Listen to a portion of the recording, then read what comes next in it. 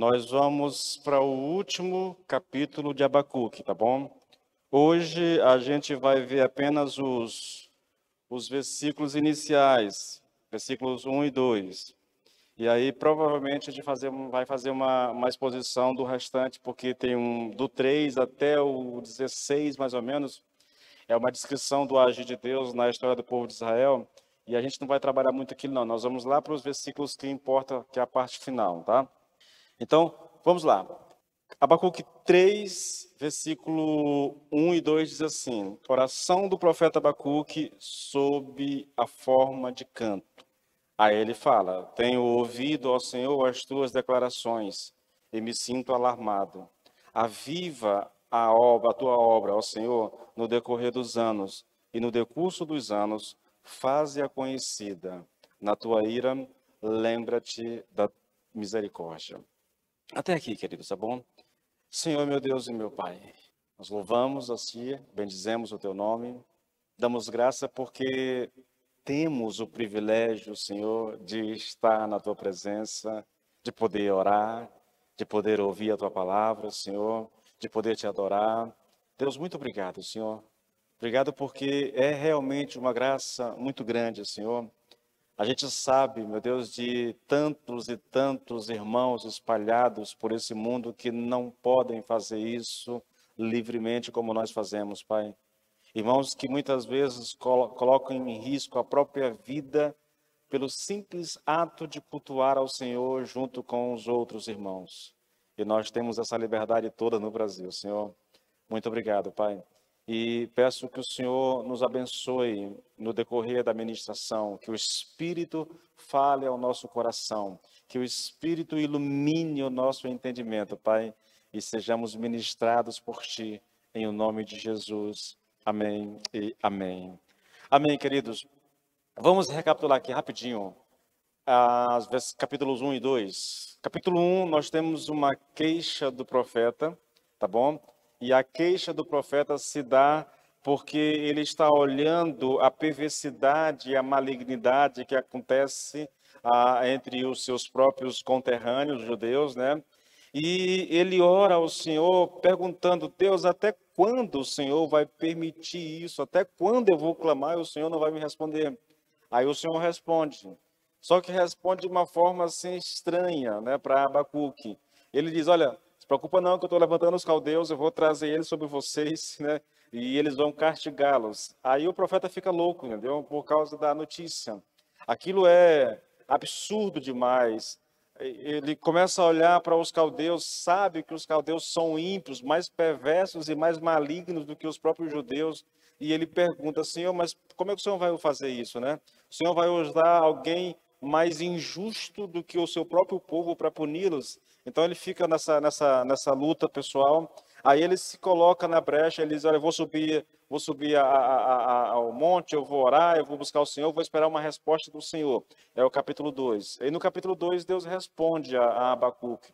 Diz sim que vai destruir o povo de Israel, vai castigá-los, vai usar os caldeus, mas depois também vai destruir os caldeus, vai eliminá-los da face da terra.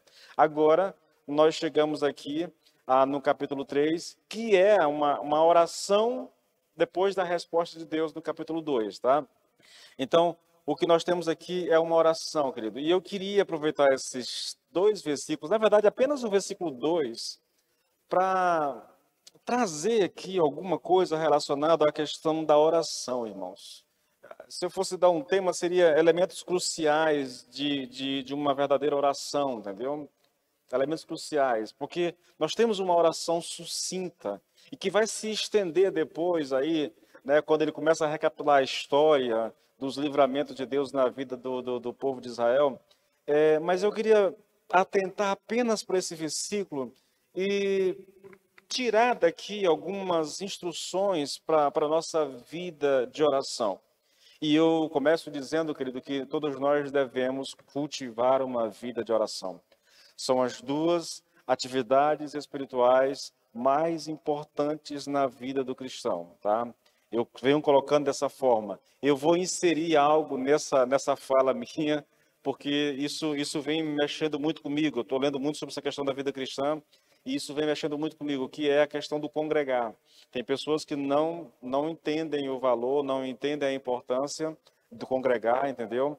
E acham, há muitos caras, querido, que acham que podem ser cristãos em casa, indo à igreja de vez em quando der, sabe? Quando a agenda delas permitirem, elas vão à igreja, entende? Há pessoas que estão assim, querido.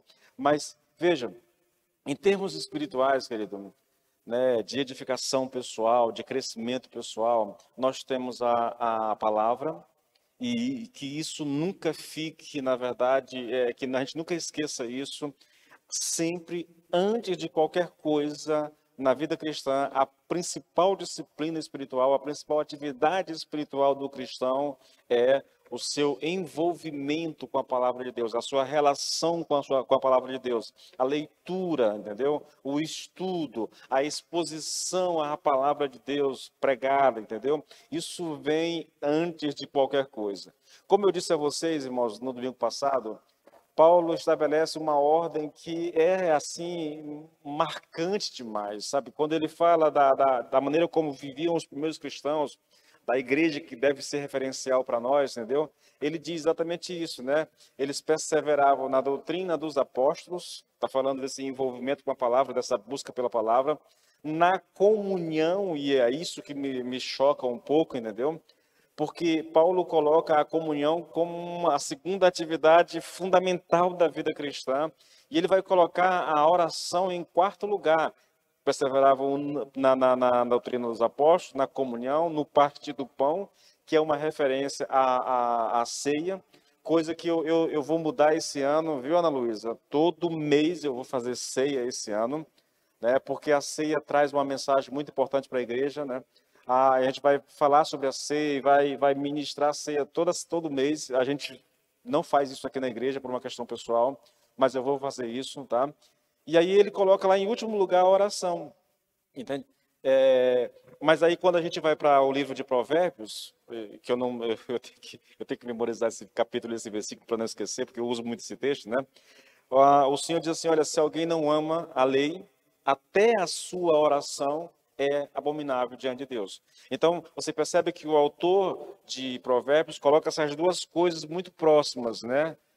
Ele diz até a oração, quando ele diz isso, ele está dando muita ênfase, muita importância à oração. Então, se alguém não ama a palavra, até o orar, que parece ser algo assim, muito marcante para o autor de Provérbios, até a oração ela se torna abominável. Então vocês percebem, querido, que essas duas coisas, elas sempre estão andando ali juntas, né? Oração, palavra, né? Oração, palavra. São coisas que nós devemos ter diante dos nossos olhos o tempo todo e cultivar, irmãos, cultivar uma vida de amor à palavra, de leitura e uma vida de oração. Dito isso, querido, vamos aqui olhar alguns desses elementos de uma oração autêntica.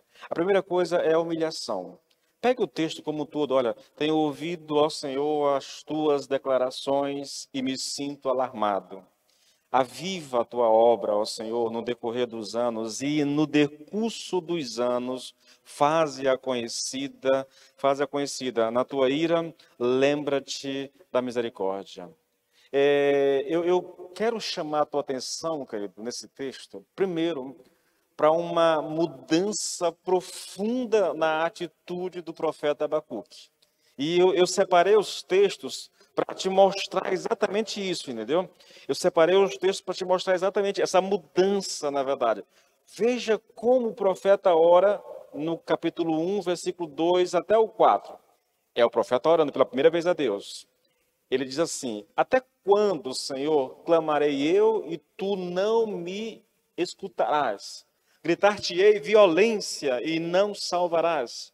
Porque me mostras a iniquidade e me fazes ver a opressão? Pois a destruição e a violência estão diante de mim. Há contendas e o litígio se suscita. Por esta causa a lei se afrouxa e a justiça nunca se manifesta, porque o perverso cerca o justo e a justiça é retida. Você percebe que ele está orando ao Senhor. E ele está questionando a Deus. Senhor, por que o Senhor não me atende? Por que o Senhor não me ouve, na verdade? Por que o Senhor não me responde? É essa a oração. E é assim que ele começa o seu livro, entendeu? Com esse tipo de oração. Agora vá para o versículo 12, no mesmo capítulo, versículo 12. Novamente é o profeta orando a Deus. Ele orou no capítulo aqui, no comecinho aqui, Deus respondeu, agora ele ora a Deus novamente. Versículo 12 e 13, olha só. Não és tu desde a eternidade, ó Senhor? Ó Senhor, meu Deus, ó meu santo, não morreremos. Ó Senhor, para executar juízo puseste aquele povo. Tu, ó rocha, o fundaste para servir de disciplina. Agora observe, tu és tão puro de olhos que não podes ver o mal e a opressão não podes contemplar. Por que, pois, toleras os que procedem perfeitamente e te calas quando o perverso devora aquele que é mais justo do que ele? Você percebe novamente? Há um tom de confronto, há um tom, ele está argumentando, mas é uma argumentação quase que afrontosa. Por que o senhor se cala, na verdade? Ele está falando, entendeu? Novamente, irmãos, veja, aí isso aqui, ele está orando, no capítulo 2, ele novamente ele diz, olha, por-me-ei na minha torre de vigia, colocar-me-ei-me sobre a fortaleza e vigiarei para ver o que Deus me dirá e que resposta eu terei à minha queixa. Ele está orando ao Senhor, mas há uma atitude aqui, querido, que é completamente diferente da atitude no capítulo 3. Aqui no capítulo 3, ele não está mais protestando. Olha o versículo 2, numa linguagem mais contemporânea. Ó Senhor, agora que ouvi falar dos seus planos, eu o adoro, cheio de espanto pelas coisas tremendas que o Senhor vai fazer. Aí ele segue o texto, entendeu? Então, há uma mudança de atitude, querido. Ele não está mais protestando, ele não está mais argumentando a respeito dos caminhos de Deus. Ele não está nem mesmo pedindo a Deus que poupe o seu próprio povo. Ele não está mais fazendo isso. Agora que eu ouvi falar dos teus planos, eu o adoro, cheio de espanto pelas coisas tremendas que o Senhor vai fazer. Há uma mudança na mentalidade, há uma mudança na oração, aconteceu alguma coisa com o profeta que ele não está mais agindo como agiu nos capítulos anteriores, tá bom? A atitude do profeta aqui é muito semelhante, queridos, à atitude de Daniel, tá? Daniel, quando vai orar, e eu vou ler o texto para mostrar isso a vocês, Daniel, capítulo 9, no versículo 4, começando da parte B do versículo 4 em diante, veja como é que Daniel ora. E aqui para nós, querido, eu sei que às vezes a gente chega diante de Deus e pode chegar diante de Deus com a postura equivocada, querido, tá bom? De achar que Deus tem a obrigação de nos responder. Isso é muito interessante, irmãos, porque quando a gente lê o livro de Jó, né, e Jó questiona, e Jó questiona, e Jó questiona, quando Deus aparece para Jó, ele não responde a Jó, né? Ele desafia Jó, na verdade, a mostrar quem ele é de fato. Ele começa a perguntar, olha, quando eu criei as coisas, onde é que tu estava? Quando eu fiz isso, onde é que tu estava? E Jó se humilha diante do Senhor. Na verdade, aqui o profeta Abacuque, ele é levado a esse processo de humilhação também. Assim como nós vamos ver aqui na oração de Daniel, um homem profundamente humilhado diante de Deus. Olha só, Daniel 9, a partir do 4, só a parte B, começando da parte B em diante. Ó Senhor, o Senhor é um Deus grande e impressionante. O Senhor sempre mantém a aliança de amor às pessoas que o amam e obedecem às suas leis. Mas nós temos pecado e somos culpados. Nós fizemos coisas más e fomos rebeldes contra o Senhor e nos afastamos dos seus mandamentos. Nós nem quisermos ouvir os seus servos, os profetas que o Senhor mandou tantas vezes para avisar os nossos reis, príncipes, os nossos antepassados e todo o povo. Ó Deus, o Senhor é justo. Nós é que somos pecadores e estamos envergonhados como está acontecendo agora. Sim, todos nós, homens de Judá, os moradores de Jerusalém, todo Israel, todos os que estão perto e os que estão longe, espalhados por causa de nossa infidelidade. É uma confissão, querido. O Senhor, olha, lembre-se, Daniel está na Babilônia, o povo está disperso, o povo está cativo, e ele está dizendo, é culpa nossa, Senhor. O Senhor nos dispersou, o Senhor nos castigou, é verdade. Mas isso tudo é culpa nossa, é porque nós não quisemos dar ouvidos aos profetas que o Senhor mandou para nos avisar. Fomos nós que não obedecemos à palavra do Senhor. Fomos nós que endurecemos o nosso coração. E por causa da nossa rebeldia, nós estamos aqui. Então o Senhor é justo no seu agir. Isso reflete, querido, um coração completamente humilhado diante de Deus, ou humilde, se é que você prefere dessa forma, tá bom? Então, aqui no caso de Abacuque, não há tentativa de defender a Israel ou a si próprio, entendeu? Mas uma franca confissão, querido, de pecado e reconhecimento da retidão e da santidade de Deus. A condição de Abacuque aqui, querido, é muito semelhante à condição de Daniel, entendeu? É um homem que está humilhado diante da glória e diante da santidade de Deus. Agora a pergunta é, né? O que aconteceu para que o profeta passasse por essa... O que gerou nele essa mudança, na verdade?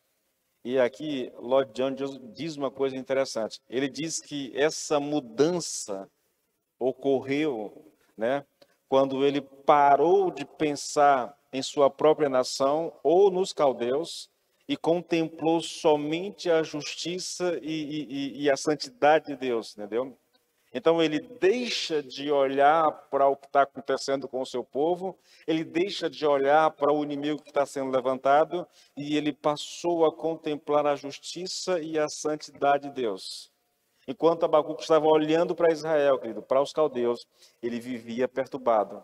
Agora que ele esqueceu de Israel e dos caldeus, ele põe os olhos no Senhor e ao fazer isso, ele tem uma percepção real da sua condição, da condição dos próprios judeus e dos caldeus também. Aqui nós temos um princípio, irmãos, que é simplesmente fantástico. O princípio aqui é o seguinte, irmãos: se deixarmos de olhar para Deus e focarmos nas circunstâncias ao nosso redor, nós viveremos perturbados e aflitos, porque essa era a condição do profeta Abacuque. Enquanto ele estava olhando para o seu próprio povo, para os caldeus, para aquilo que Deus ia fazer, e ele pensava na malignidade dos caldeus, da perversidade dos caldeus, da violência daquele povo, e ele olhava para a nação de Israel e dizia assim: mas Israel é mais justo do que eles, como é que Deus pode? Então aquilo começou a perturbar. Por isso ele vai para diante de Deus e lhe pergunta: Senhor, por que o Senhor se cala diante do que está acontecendo na verdade? Entende? Agora que ele teve essa mudança, agora que ele passou a contemplar a santidade, a justiça de Deus, né? Então ele passa a olhar para a situação com uma perspectiva diferente, querido. Há uma mudança na atitude. Irmãos, essa coisa de você olhar para os problemas, de você focar nos problemas e esquecer de olhar para Deus, é algo que é retratado nas Escrituras, numa das cenas, assim, para mim, mais marcantes dos evangelhos, irmãos. Vocês vão lembrar, né, os discípulos estão no barco, foi depois da multiplicação dos pães, os discípulos pegaram o barco, Jesus ficou, né, ficou em terra seca. Aí lá pela meia-noite, 1 hora da manhã, começou o temporal, a chuva, a ventania, e o Senhor vai ao encontro do discípulo caminhando sobre as águas. Quando os discípulos veem Jesus caminhando sobre as águas, eles entram em desespero e começam a gritar, dizendo que é um fantasma. E o Senhor diz: não, sou eu. E Pedro diz assim: se é o Senhor mesmo, então mande que eu vá até onde o Senhor está. E Jesus disse: vem, Pedro. E Pedro desceu do barco e começou a caminhar olhando para Cristo.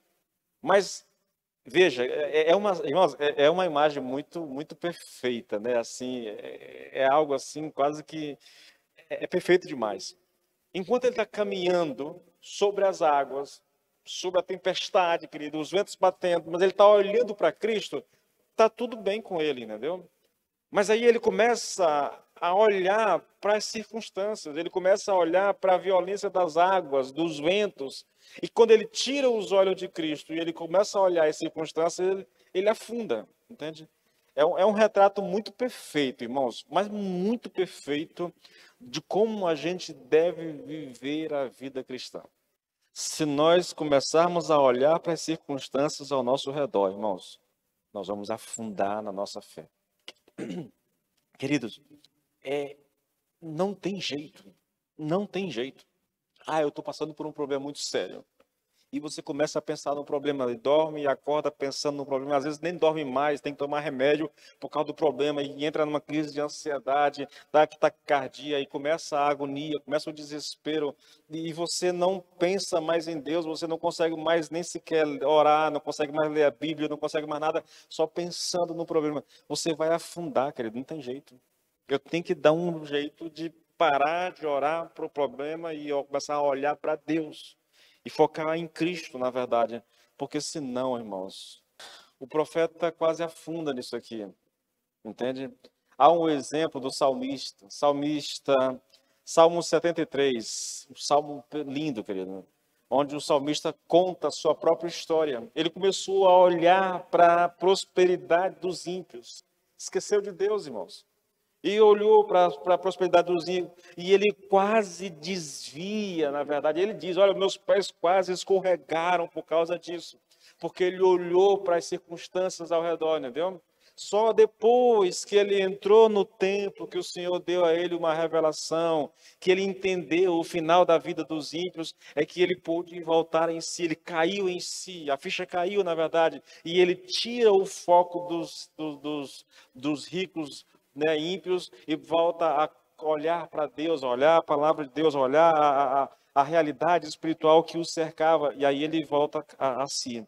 É sempre assim, irmãos, em qualquer circunstância, em qualquer... Olha, isso aqui é infalível. Se você que é crente, vou colocar dessa forma, se você que conhece a Deus, por causa de um problema, você tira os olhos de Deus e começa a olhar a circunstância, você pode ter certeza que você vai afundar.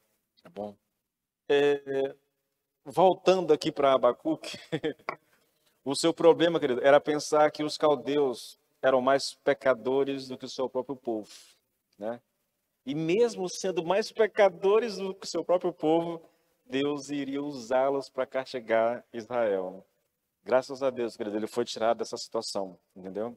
E assim ele pôde se humilhar diante de Deus, reconhecendo a justiça e a santidade de Deus. É um bom exemplo para nós, irmãos. É um bom referencial para nós. Imagine, querido, como é que seria a vida espiritual se todos se vissem pela mesma ótica de Deus. Não pense que isso é algo assim, pastor. O problema de Abacuque é, ele olha para os caldeus, sabe que os caldeus são mais pecadores do que os judeus, e ainda assim Deus vai usá-los. Ele não entende isso. É uma percepção equivocada da vida. É olhar para a vida como se... É tipo assim, os judeus são pecadores, é verdade. Só que os caldeus são piores do que ele. Então, por que Deus está fazendo isso? Quando a gente olha para a vida por essa perspectiva, irmãos, a gente tem a tendência de naufragar, entende? A perspectiva de Deus sobre a humanidade, irmãos, não é boa. Isso é interessante. Romanos diz isso. Todos pecaram e destituídos estão da glória de Deus. Se todos nós tivéssemos essa percepção, se todos nós víssemos como somos realmente aos olhos de Deus, entendeu? Eu sei, nós somos crentes, nós somos justificados, nossos pecados foram perdoados, nosso nome está escrito no livro da vida, mas me responda bem aqui uma coisa, você ainda peca? Peca, não peca? Então a gente nunca deveria, querido, ficar se comparando com quem quer que seja, achando que Deus está sendo injusto comigo e está abençoando o fulano, entendeu? Aí eu olho para o fulano, sei que o fulano é mais pecador do que eu, pelo menos eu estou na igreja, né? Pelo menos eu sirvo a Deus, ele nem serve a Deus e está tão bem, e eu estou aqui passando por necessidade. Quando eu começo a olhar a vida por essa perspectiva, era exatamente essa perspectiva do salmista lá, né? Do Salmo 73. Quando eu começo a olhar a vida por essa perspectiva, irmãos, querido, as coisas não vão fluir, não, entendeu? Eu vou me encher de amargura, né? Vou criar um certo ressentimento com as pessoas, até mesmo com Deus, entende?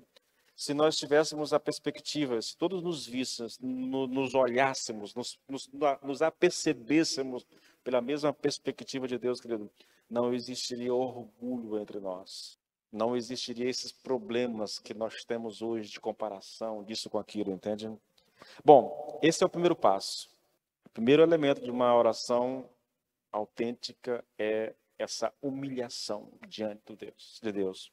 É reconhecer, querido, Irmãos, a gente precisa, eu sei que isso não é muito aceitável hoje, isso não é muito popular hoje, mas nós precisamos reconhecer, querido, que nós não temos nada, nós não somos nada, entendeu? Que não há nada de bom em nós, aos olhos de Deus, que se não fosse pela graça, pela misericórdia de Deus, todos nós estaríamos perdidos, condenados ao inferno, entendeu?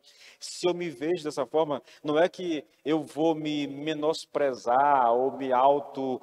Não, não, nada disso, irmãos. É só uma percepção correta, querido, que me faz me colocar no meu lugar realmente, entendeu? E saber, querido, que o que eu tenho, que o que eu sou, tudo isso depende de Deus, na verdade.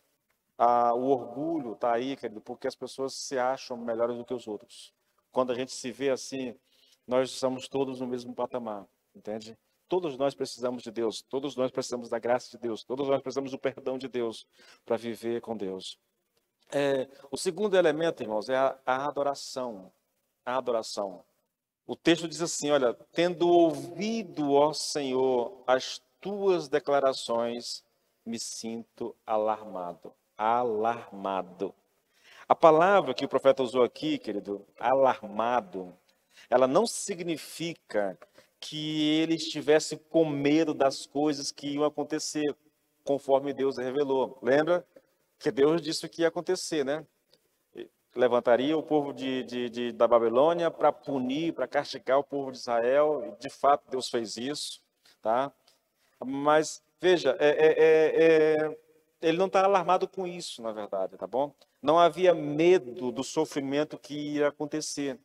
A palavra alarmado aqui, querido, sugere temor na presença de um Deus grande. É essa a ideia, entende? Sugere adoração, sabe? Alguém que está maravilhado diante de Deus, na verdade, dos caminhos de Deus. Quando ele percebeu, querido, os caminhos de Deus, quando ele percebeu o propósito de Deus, aí ele adora ao Senhor. Ele adora ao Senhor. Isso ocorreu, querido, em Abacuque, porque Deus revelou a ele um pouco da história, entendeu? Um pouco da história. Também Deus deu a ele uma espécie de visão da sua própria glória, na verdade.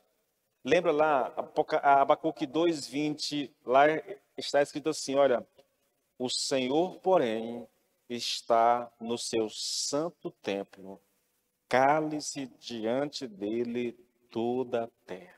Quando esse texto foi escrito no capítulo 2, ele está comparando os ídolos da terra, os ídolos de prata, os ídolos de madeira, de ouro, de bronze, aquilo que o homem faz como Deus. Aí ele olha para todos os deuses da terra e diz assim, olha, cale-se diante do Senhor, toda a terra. Por quê?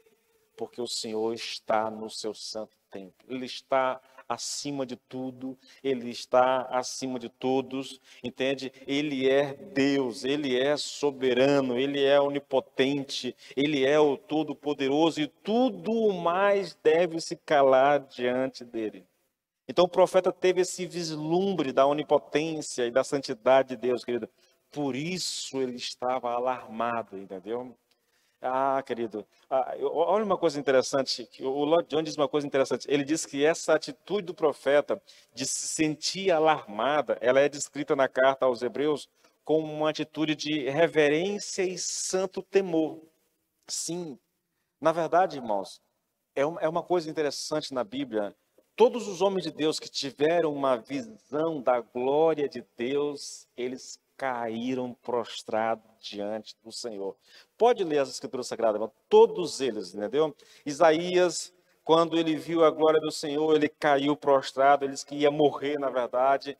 Você vai lá para o profeta, para João, em Apocalipse, quando o Senhor aparece para ele, ele cai como morto no chão. Isso é muito comum. Todo aquele que tem algum vislumbre da glória de Deus, irmãos, eles caem prostrado em adoração, querido. Por quê? Porque viram um pouco da glória do Senhor. Agora, veja, reverência e santo temor. A gente chama isso de adoração, na verdade. Tem uma coisa que o Lloyd Jones, nessa mesma fala, ele diz, que me chamou muita atenção. Ele diz assim, olha, essa atitude de reverência e santo temor é uma atitude estranhamente ausente entre nós, mesmo entre os evangélicos. Sim, irmãos, eu tenho dito, há muitas pessoas vivem como se não tivesse nenhum temor de Deus. Eu diria a vocês que a maioria dos crentes vivem como quem não tem nenhum temor de Deus, irmãos. Isso pode se dar por ignorância, entendeu?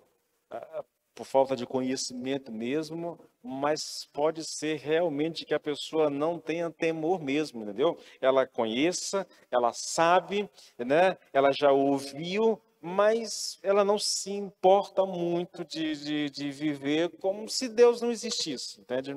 Acontece isso? Acontece, querido, demais. Acontece demais. Irmãos, temor é uma coisa muito importante na vida do crente. Na verdade, está lá, né? O temor a Deus é o princípio de toda a sabedoria, entende? Quando nós não tememos a Deus, irmãos, nós desobedecemos muito facilmente. Hoje, esse conceito, essa ideia propagada, querido, exaustivamente de que Deus é amor, irmãos, essa ideia, por mais que ela seja bíblica, a Bíblia diz que Deus realmente é amor, entendeu? O problema dessa ideia, querido, é que por causa do fato de Deus ser um Deus de amor, as pessoas pensam que Deus é um Deus. Sabe, essa caricatura que se pinta hoje de um bom velhinho, né? Parece um Papai Noel, um bom velhinho que está ali sempre passando a mão na nossa cabeça. Eu estou errando, eu estou em pecado, mas Deus está ali, porque Ele me ama, Ele está ali passando a mão na cabeça, dizendo, filho, eu te amo, é assim mesmo, vai dar certo. Irmãos, como eu gostaria que as pessoas entendessem. Na verdade, eu lembro de uma pessoa aqui da igreja, que sempre eu dizia muito isso aqui na igreja, olha, vocês não conhecem o Deus da Bíblia. Vocês precisam ler a Bíblia toda para poder conhecer Deus de verdade. Porque, no geral, as pessoas têm um conceito equivocado a respeito de Deus. Elas têm uma imagem que é uma imagem meio que coletiva, está meio que no coletivo inconsciente das pessoas, o inconsciente coletivo das pessoas, né, que foi gerado, querido, ao longo do tempo, de um Deus assim muito pacato, muito manso, muito amoroso, um Deus que não se importa muito com aquilo com a maneira como a gente vive a vida. Isso é muito comum, querido, muito comum. Quando você vai para as Escrituras, irmãos, essa ideia morre rapidinho, sabia? É interessante isso. Porque o nosso Deus não é um Deus passivo, entendeu? Que aceita tudo. Na verdade, irmãos, para mim, o que fica marcado na minha leitura bíblica é: você quer andar com Deus? Quer, pastor? Então ande do jeito dele. Não é do seu jeito, não. Faça as coisas do jeito que ele mandou fazer. Porque se você quiser andar com Deus do seu jeito, você vai quebrar a cara. Não importa se você pensa que aquilo que está fazendo é certo. A questão é, a Bíblia diz que é certo. É assim que Deus estabelece. Eu sempre uso isso, irmãos. Eu sempre falo, né, quando eu falo essa questão de conhecer Deus, eu sempre uso dois textos que me são muito impressionantes, muito marcantes, na verdade.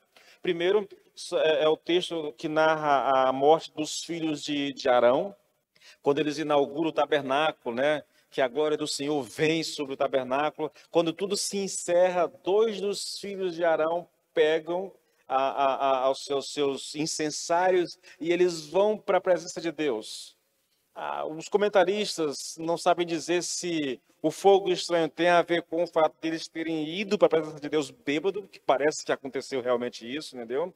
Ou se o fogo estranho tem a ver com fazer isso sem a ordem, a autorização do pai, que era o sumo sacerdote. Eu acredito que as duas coisas estão envolvidas, na verdade. Mas o fato é que eles foram para diante, eles eram sacerdotes, entendeu? Foram para diante de Deus com os seus incensários, e quando eles chegaram diante de Deus para oferecer os seus incensos, Deus os matou. Ou porque estavam bêbados, ou porque foram sem autorização do pai, ou as duas coisas juntas, mas eles morreram diante de Deus. E a ordem de Deus para Abraão é: vocês não vão velá-lo, Vocês não podem sair. Eles estavam em consagração. Vocês não podem sair do tabernáculo. Entende? Que os outros levem e o velem, mas vocês não podem ir lá. Não podem nem chorar por eles. E o outro texto, para mim, muito caro e emblemático, é quando Davi está levando a arca da aliança para Jerusalém. Ele mandou fazer uma tenda onde a arca ia ser colocada.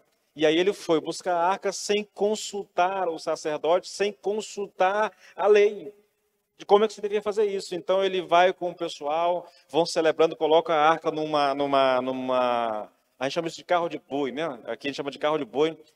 Coloca lá num carro de boi e eles estão vindo, celebrando a Deus, se alegrando porque estão levando a arca para Jerusalém. De repente, um boi tropeça, sei lá, e a arca vai caindo. Quando a arca vai caindo, Uzá, parece, ele se lança para proteger a arca, para que a arca não bata no chão e se quebre.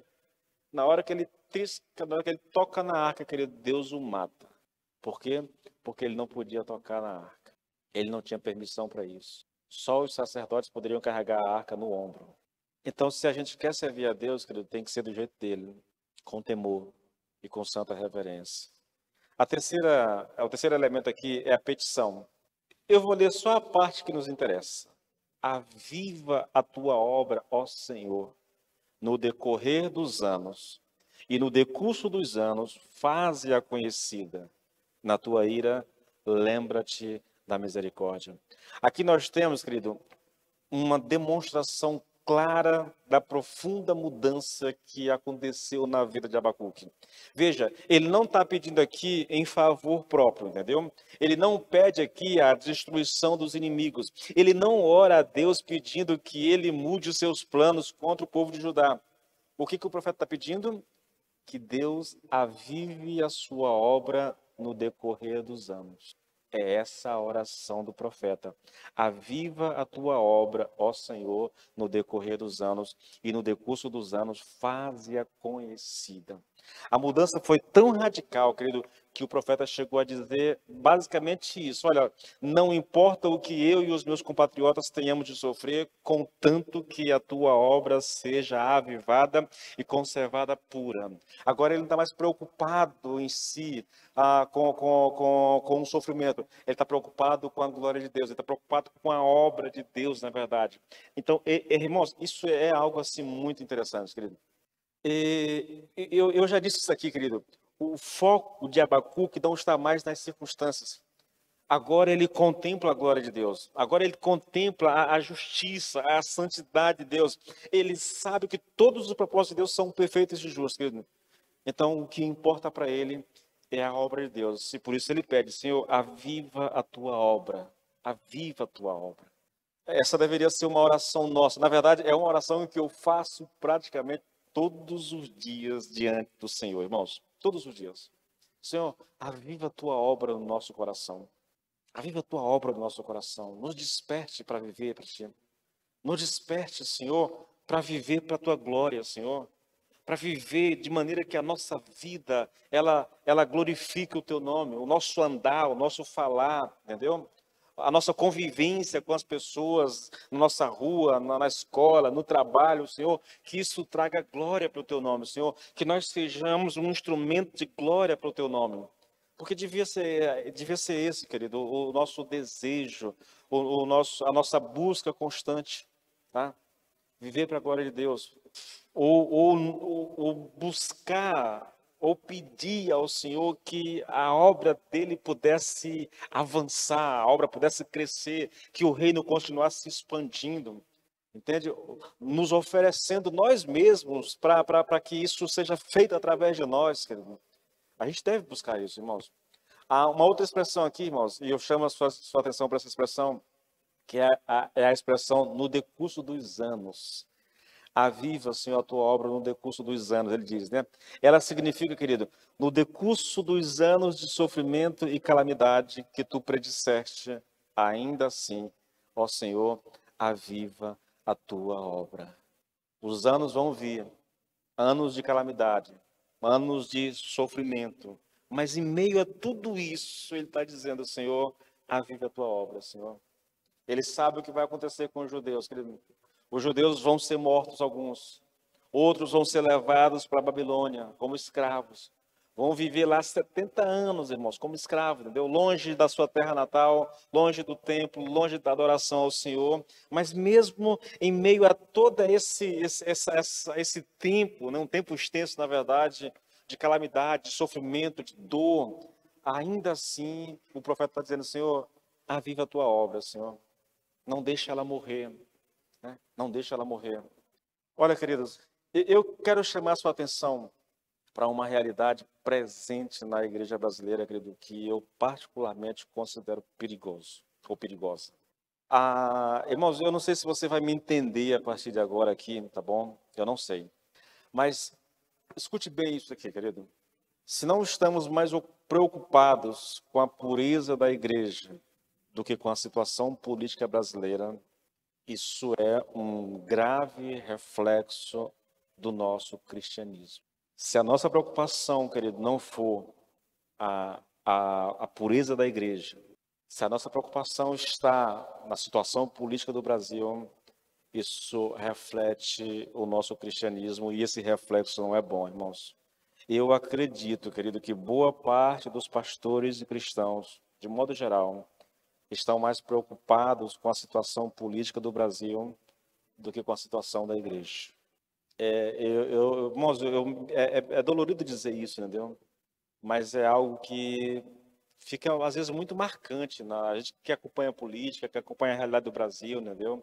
O envolvimento dos pastores. Veja, eu não estou condenando, eu não estou dizendo que nós não devemos nos envolver. Não é isso, querido, não é isso. Vocês sabem, e eu não tenho vergonha de dizer, eu votei no Bolsonaro, entendeu? Quando pude, pedi voto para ele. Então, não tenho vergonha de dizer isso não, irmãos, tá? Agora, eu penso às vezes, querido, e eu tenho dificuldade, né, de acreditar, e me recuso muitas vezes a acreditar, mas às vezes eu penso, querido, que essa atitude manifesta hoje no Brasil implique numa confiança exacerbada na figura do presidente em detrimento do nosso Senhor Jesus Cristo. O que eu estou dizendo aqui? Eu estou dizendo, querido, que não estou falando de todos os casos, de todos os pastores, de todos os cristãos, mas eu posso dizer a vocês que ficou, pelo menos na meu ver, querido, uma busca desesperada pela manutenção do Bolsonaro na presidência da República, porque as pessoas colocaram uma esperança nele que não deveria ser colocada nele, irmãos.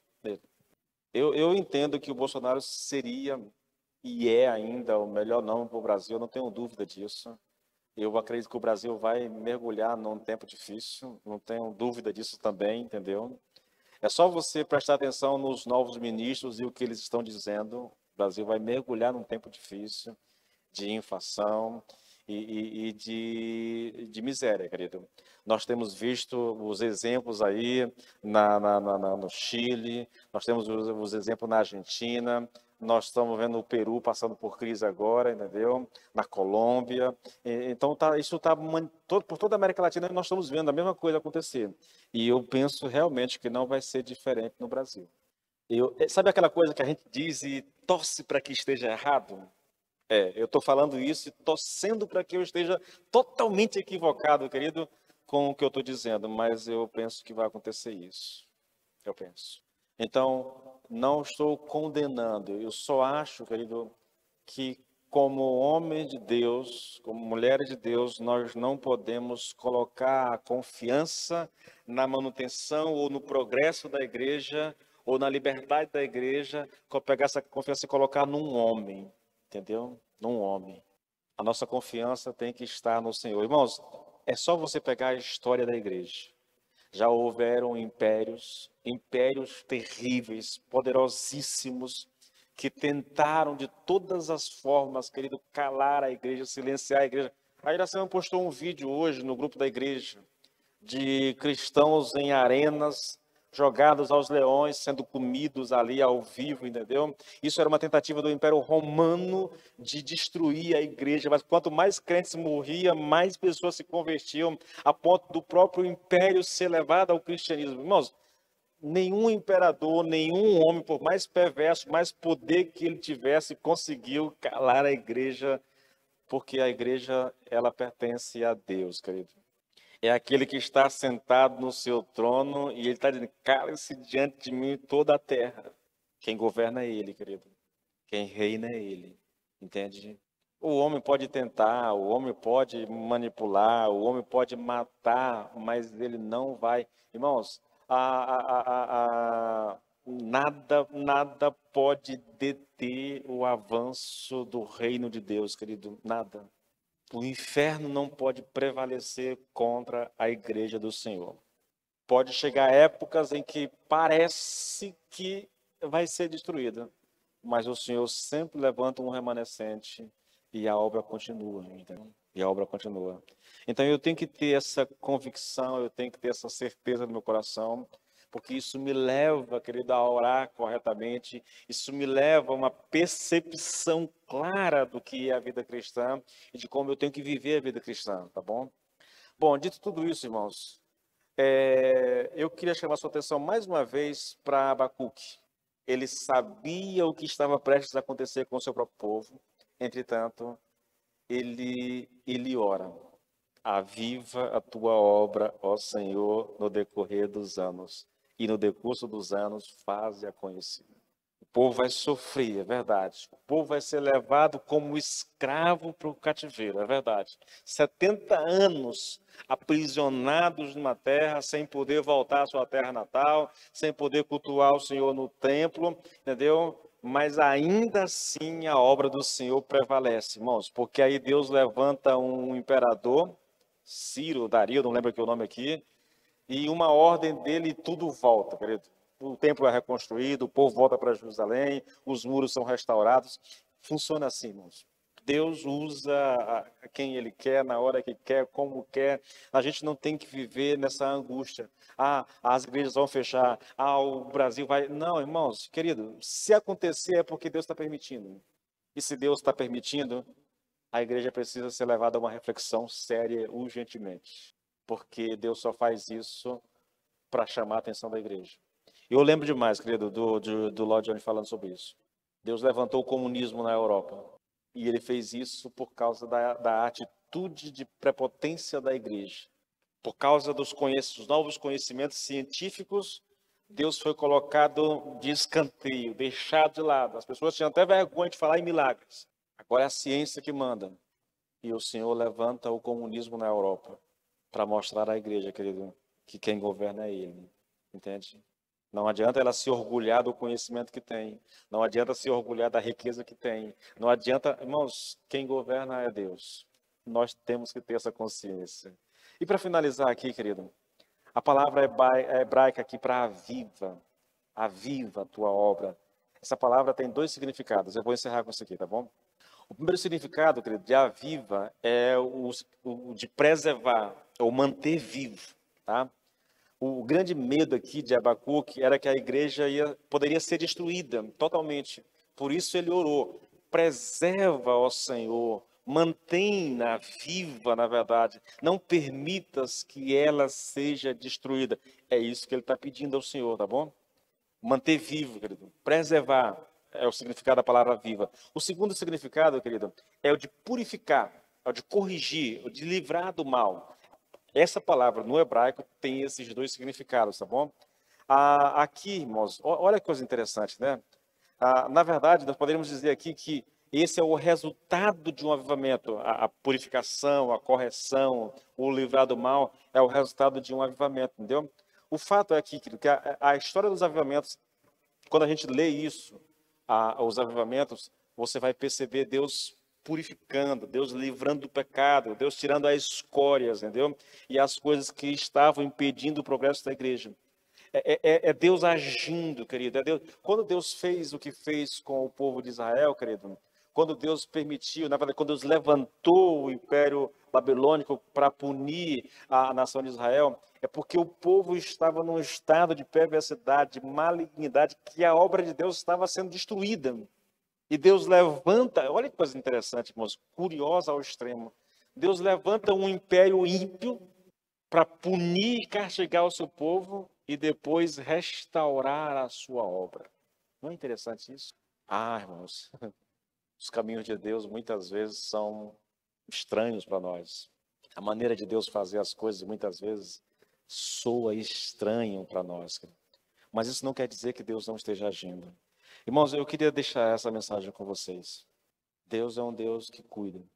Deus é um Deus que protege. Deus é um Deus que está tocando a sua obra, que está realizando os seus planos e os seus projetos. Não importa, querido, quem vai assumir a presidência do Brasil, não me importa quem são os novos senadores, entendeu? No que diz respeito à obra de Deus, nada disso pode interferir nos projetos de Deus, irmãos. Nada. Nenhum homem, nenhum governo, nenhum império, nada pode intervir ou interferir na obra que Deus está fazendo, querido. É verdade, querido, que impérios, governos, homens podem causar danos ao povo de Deus. A gente não discute isso. Mas não pode impedir o avanço do reino e os propósitos de Deus de se cumprirem. Isso não. E se nós amamos a Deus, querido, o que nós queremos é o que o profeta quer. Nós queremos que a obra continue, que a obra seja avivada, que a obra continue avançando. Porque, no fundo, é o que está acontecendo. Toda a história, querido, está sendo levada para um fim determinado por Deus. Isso é verdade. O que eu gostaria, irmãos, e aqui eu encerro dizendo isso a vocês, eu gostaria de fazer parte dessa história, sabe? Eu gostaria de fazer parte dessa história, irmãos. Olhe para o passado, querido. Talvez vocês não, pela falta de leitura a respeito da história, mas, querido, quando a gente pensa em nomes como George Whitefield, Jonathan Edwards, Charles Spurgeon, Martyn Lloyd-Jones, John MacArthur, Lutero, Calvino, John Knox e tantos outros homens, David Brennan, tantos outros homens, querido, que os nomes deles estão na história da igreja.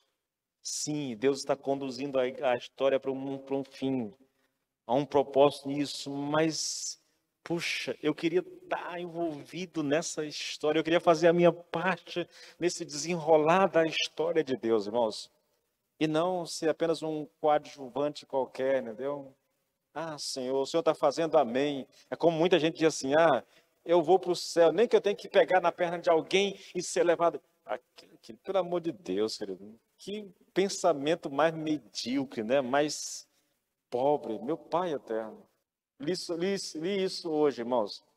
A Bíblia diz que os crentes no céu terão destaques diferentes, dependendo da obra que você fez, entende? Lloyd Jones, acredita, eu achei muito interessante, porque é um livro. Irmãos, eu estou num desafio de ler tudo que tem escrito em português de Lloyd Jones, entendeu?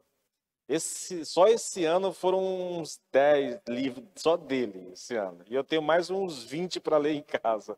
Eu vou ler tudo, tudo. Aí ele dizendo hoje, falando sobre essa questão do galardão, o galardão dos crentes no céu. Ele entende, né? Ele pede licença para falar isso. Ele diz que é um pensamento dele, não está dizendo que vai ser assim, mas ele entende que a questão do galardão é que há pessoas que estarão mais próximos de Deus do que outras no céu, entendeu? Por causa do que fizeram, na verdade. Por causa do tamanho do galardão, das obras que fizeram. Ô, querido, se for verdade, irmãos, puxa vida. Aí alguém diz, pastor, eu quero é chegar lá, pastor, não quero nem saber. Irmão, deixa de ser medíocre, irmão. Deixa de ser tacanho. Né? Pensamento mais besta esse, que a gente possa dar o nosso melhor, querido. Entendeu? Vamos tirar o foco das coisas, das circunstâncias, vamos colocar o foco em Deus, na glória de Deus, e vamos viver para a glória de Deus. Vamos dar o nosso melhor, querido, para a glória de Deus. Vamos contribuir com essa obra de Deus que está sendo realizada, entendeu? Pastor, como é que a gente faz isso? Querido, você faz isso orando, intercedendo pelos seus familiares, pelos seus amigos, intercedendo pela igreja, pelas células. Né? Você faz isso lendo a Bíblia. Você faz isso evangelizando alguém. Você faz isso contribuindo. Você faz isso de um monte de maneiras, irmãos, entendeu? Um monte de maneiras. Faça a sua parte. Faça a sua parte. Dê a sua contribuição no nome de Jesus, tá bom? Vamos encerrar por causa do nosso horário? Coloque-se de pé, por favor, em nome de Jesus. Pai, nós te louvamos e te bendizemos, porque temos esse privilégio, Senhor, de estarmos em Tua presença e meditarmos na Tua palavra, Senhor. Muito obrigado, Senhor. Muito obrigado. Que nós, como homens e mulheres de Deus, sejamos bênção nessa terra, Senhor. Bênção na nossa casa, na nossa vizinhança, no trabalho, na escola, na igreja. Que possamos manifestar a glória do Senhor por onde andarmos, Pai, no nome de Jesus. Que o Senhor nos use. Que sejamos usados poderosamente, Senhor, para levar o Evangelho a mais pessoas, para alcançar mais pessoas, no nome de Jesus, Pai. Que o Teu Espírito nos levante no poder, Senhor, meu Deus, Pai, do nome de Jesus, para que possamos fazer a Tua obra, Senhor. E quando chegarmos na glória, Senhor, recebemos o nosso galardão, no nome de Jesus, Pai. Nós te louvamos, bendizemos, no nome de Jesus. Amém e amém.